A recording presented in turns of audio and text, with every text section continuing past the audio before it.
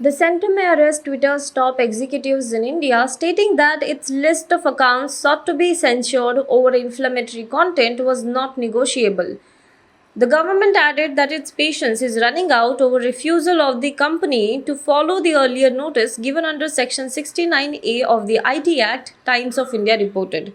Ministry of Electronics and Information Technology in a statement said that Secretary expressed his deep disappointment to Twitter leadership about the manner in which Twitter has unwillingly, grudgingly, and with great delay complied with the substantial parts of the order.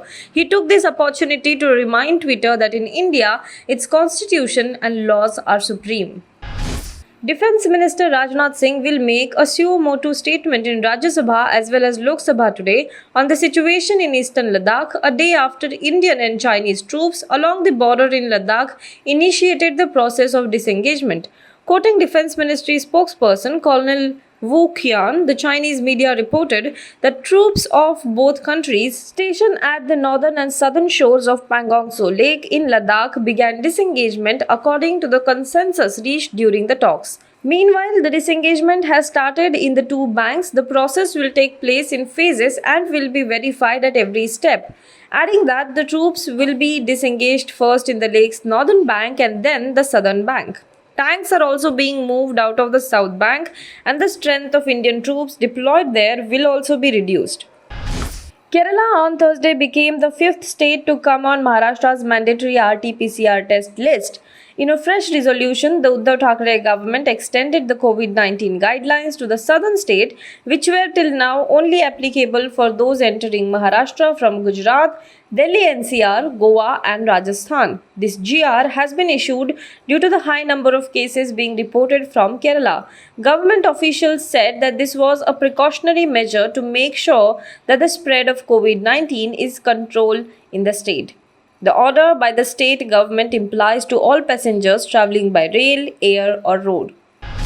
The United States has reiterated its commitment to supporting democratic values, including freedom of expression, while commenting on Twitter blocking nearly 500 accounts after receiving orders from the Indian government.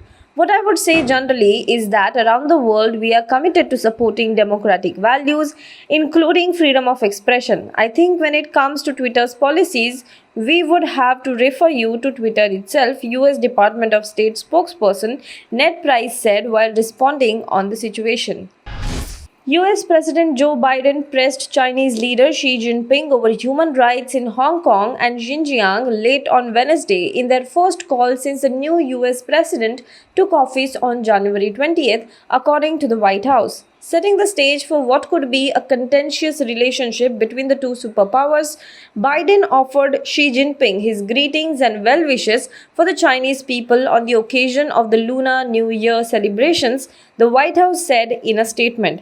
But establishing his own foundations for Washington-Beijing ties after 4 tumultuous years under predecessor Donald Trump, Biden immediately challenged his counterpart over China's projection of power in the Indo-Pacific region, the crackdown on pro-democracy activists in Hong Kong, and the oppressive treatment of millions of Muslim Uyghurs in the Xinjiang region. Now be the first to know about the latest updates on our new news app. Go on your Android or iOS, search for HW News Network. Download our app, choose the language you prefer to get updates in, and be up to date with the latest news.